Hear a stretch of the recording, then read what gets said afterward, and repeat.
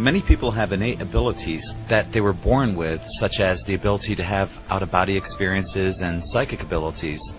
In this video, we'll discuss ways to develop these abilities in which you should start seeing immediate results within your first week. An aura is an energy field that surrounds all living and non-living things.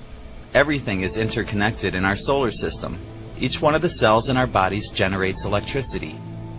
As we've seen with lightning, electricity connects with other bolts of lightning to create chain lightning, as like attracts like. Your aura is an electromagnetic field that surrounds your body. Look into a mirror and gaze at a spot a few inches away from your ear or the top of your head. At first, you might see a nearly invisible field of energy, about 1 inch from your head. As you continue to focus on this area, a color will begin to show. This is the color of the energy your body is emitting. It's like a lie detector. You can tell if people are living in negativity or fear by the color of their auras, which will have red or black in them. You can also see auras in other objects, such as a tree or a seashell. With practice, this ability will become easier and easier to do. Greg Braden mentioned a study in which mass meditation was used to measure global effects on behavior and proving how everything is connected. The results of this test showed that the act of consciousness affected behavior. Crystals can be seen as plasmatocytes in a blood analysis. Fiber optics work on a thin crystal fiber technology that transmits information over thin lines of this material. ESP can be developed in a similar way by creating visual waves of energy and transmitting these waves to another person through thought, concentration, and visualization. In theory, our thoughts create the holograms for the images which are sent from one person to another. Here's how two people can work on telepathy.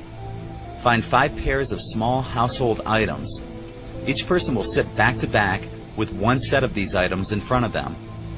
One person will pick up an item and try to send a telepathic message to the other, while the other tries to guess what that item is.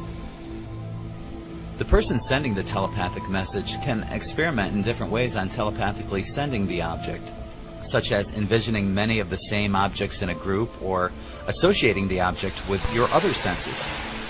When the person has guessed which item was sent telepathically, both participants will hold the item out to their side to compare their results. If you're using 5 items, you have a 1 in 5 chance in guessing correctly. If your results are over 20% correct, then you're beating the probability of chance. If your results are over 50%, then you're developing this ability quite well.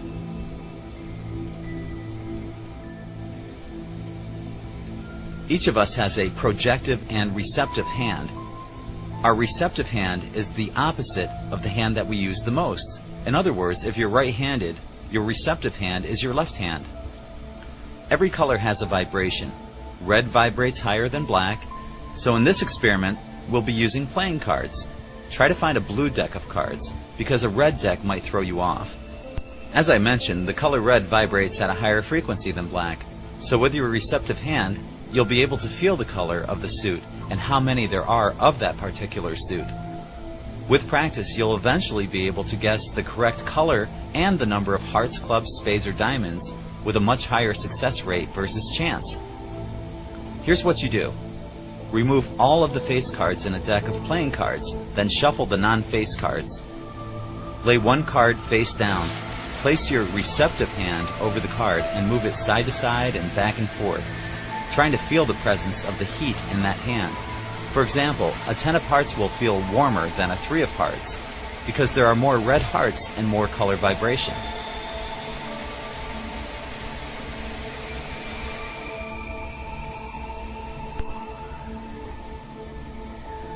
Similar to telepathy, telekinesis uses the mind to move objects.